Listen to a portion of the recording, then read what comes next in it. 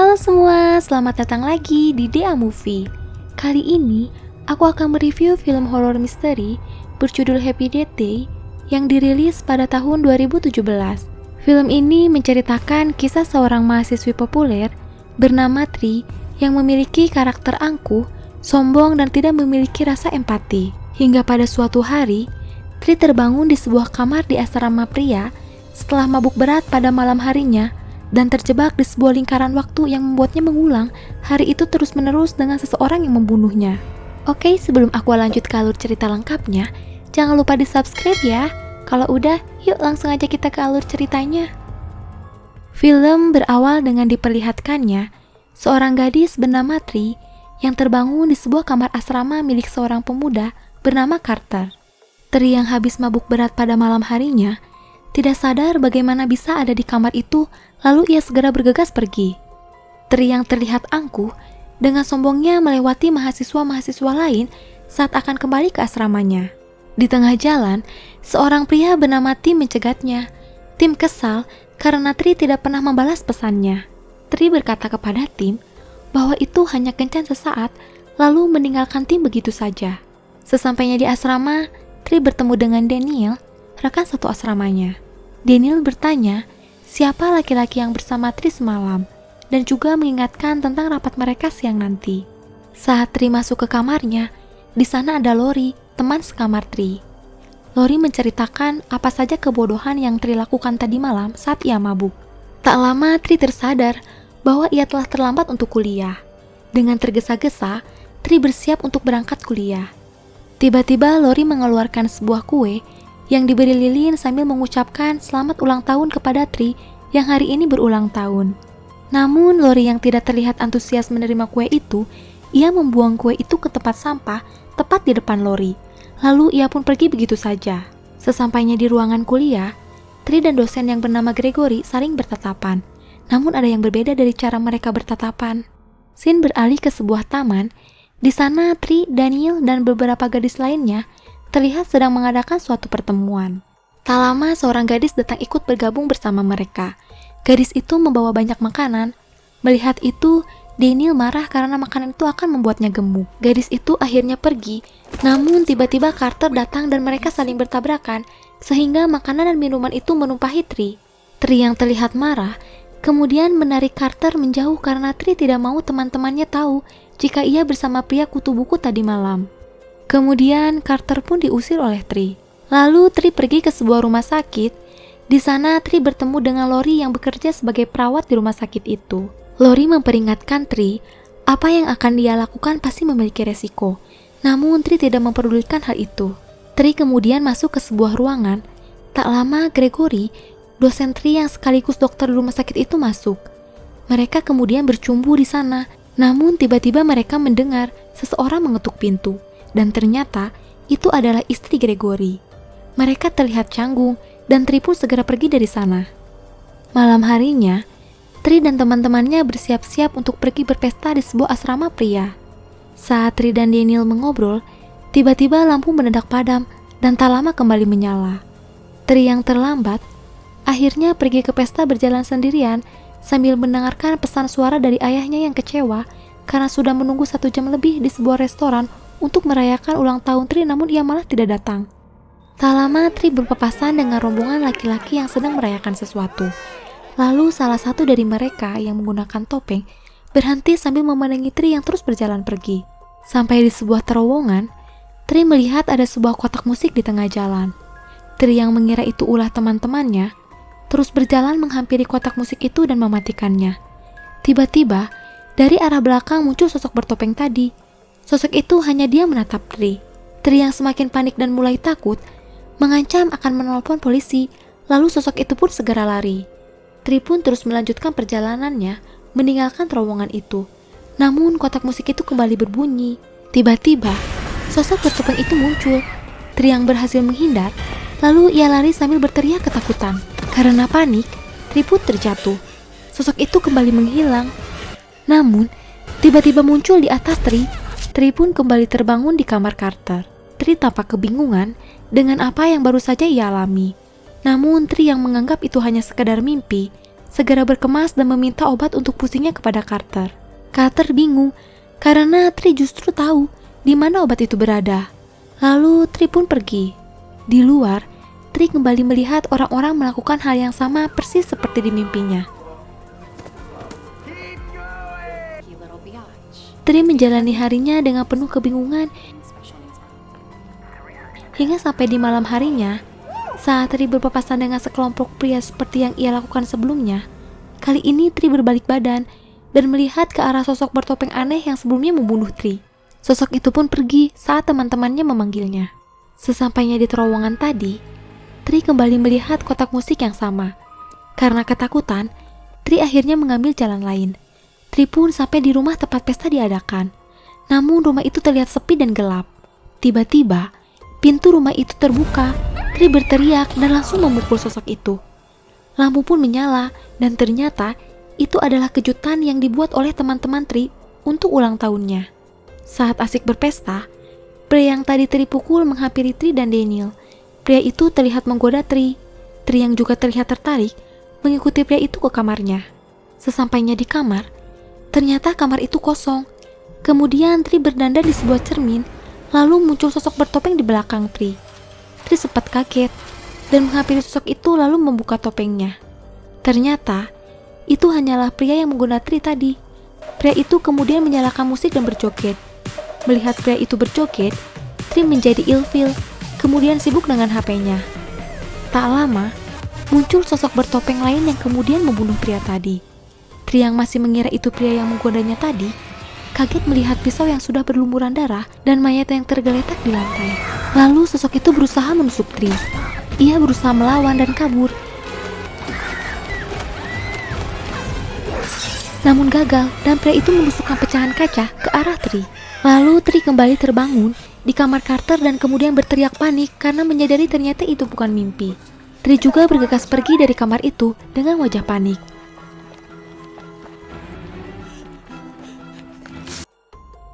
Sesampainya di kamar, Tri bercerita kepada Lori tentang apa yang ia alami dan ada seseorang yang akan membunuhnya.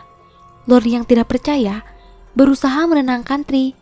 Malam harinya, Tri memutuskan untuk tidak pergi ke acara pesta. Dia menutup jendela kamarnya dengan papan serta menahan pintu itu dengan lemari. Saat Tri berusaha bersantai di tempat tidurnya sambil menonton TV dan akan memakan kue pembelian Lori, Tri mencari remote untuk mengganti channelnya. Namun, tiba-tiba TV itu mati. Tri kembali menghidupkannya, namun kembali mati. Tri yang curiga dan merasa ada seseorang dalam lemari pakaiannya, mengambil sebuah palu dan membuka pintu lemarinya yang ternyata kosong. Lalu pandangan Tri beralih ke arah kamar mandi yang tirai showernya tertutup. Saat akan membuka tirai, tiba-tiba TV kembali menyala. Tri pun semakin ketakutan, dan dari arah kamar mandi tadi, muncullah sosok bertopeng hendak menusuk Tri. Tri berhasil menghindar dan memukul kepala pria itu dan berusaha lari, namun karena pintu keluar terhalangi oleh lemari, akhirnya Tri pun tertangkap dan Tri pun kembali terbangun di kamar Carter sambil berteriak panik dan langsung lari keluar. Kemudian Carter menghampiri Tri dan membawakan barang-barang yang tertinggal. Tri langsung memeluk Carter dan mereka pun mengobrol di sebuah kantin. Tri menceritakan apa yang ia alami kepada Carter. Meskipun awalnya Carter tidak percaya, namun akhirnya Carter mau menolong Tri dengan membuat list orang-orang yang memiliki motif untuk membunuh Tri. Dan karena ternyata terlalu banyak orang yang tidak suka kepada Tri, akhirnya Carter memberikan sebuah ide gila agar Tri mencari tahu sendiri siapa pembunuhnya, meskipun itu berarti harus mati berkali-kali. Tri akhirnya mengikuti ide Carter. Ia kemudian membuat list dan mengintai satu persatu orang yang ada di list itu.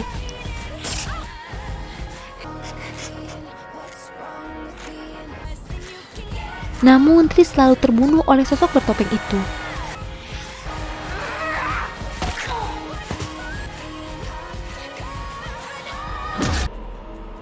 Hingga sampai suatu saat, Tri kembali terbangun.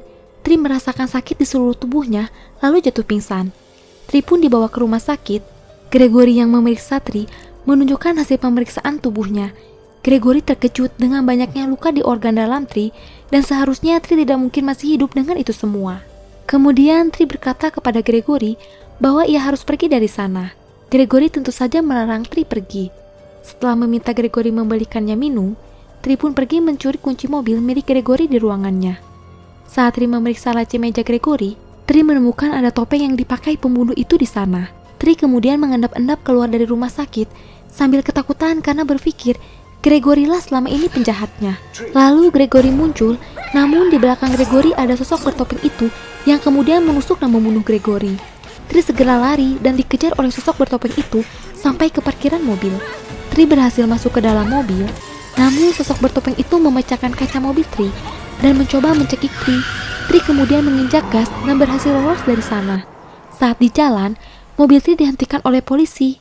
Tri yang masih ketakutan akhirnya memiliki ide untuk berpura-pura kalau dia menyetir sambil mabuk dan menggunakan narkoba agar bisa dimasukkan ke penjara supaya bisa selamat dari sosok bertopeng itu.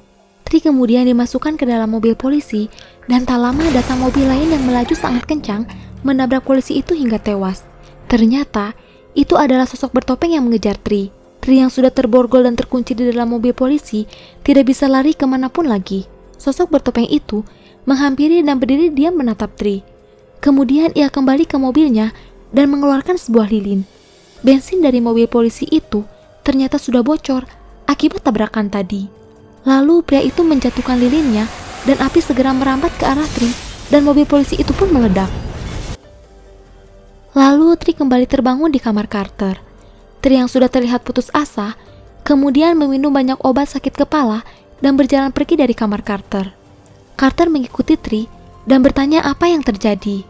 Dan sama seperti sebelumnya, Carter tidak percaya dengan cerita Tri.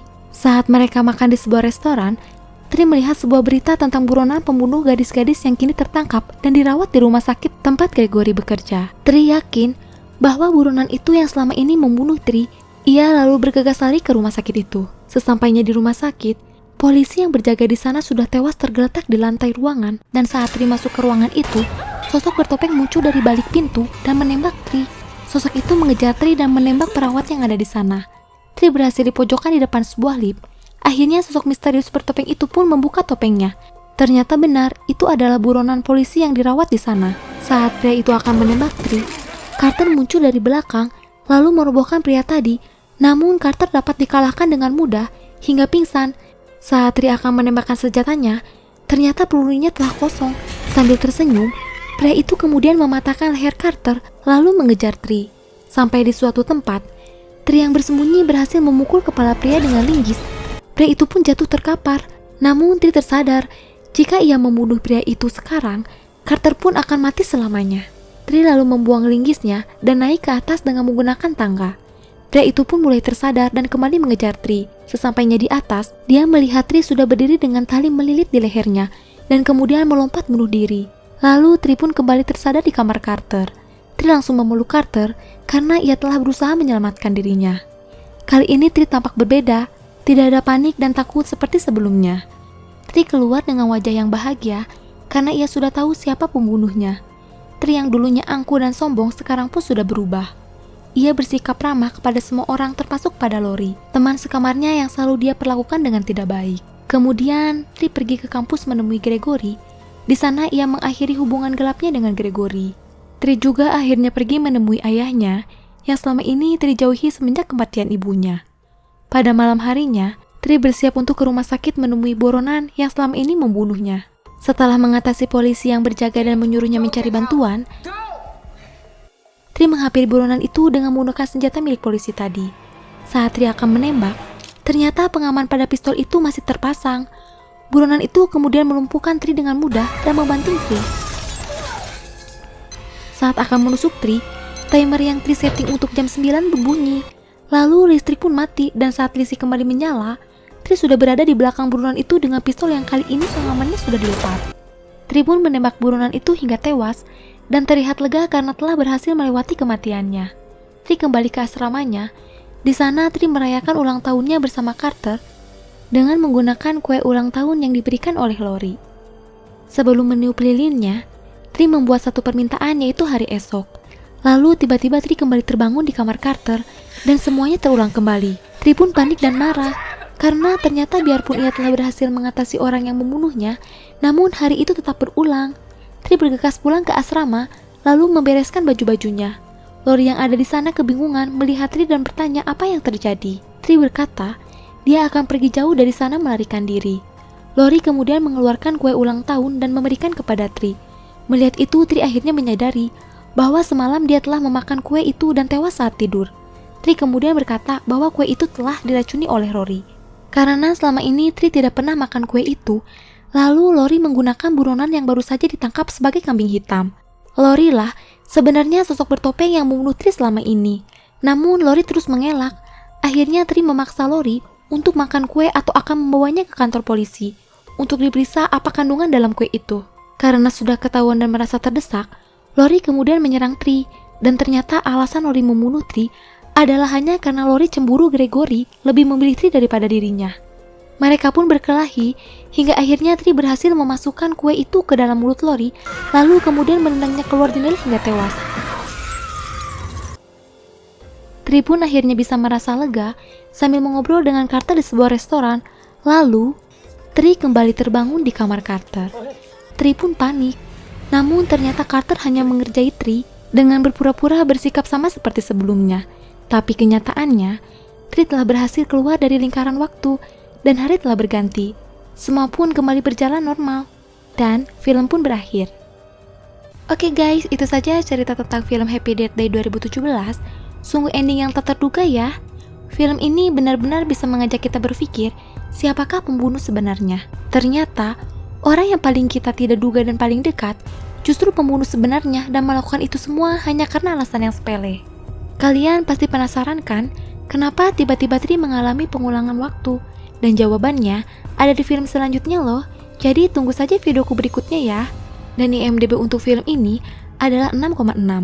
Mungkin segini saja review dan penjelasan film Happy Death Day 2017.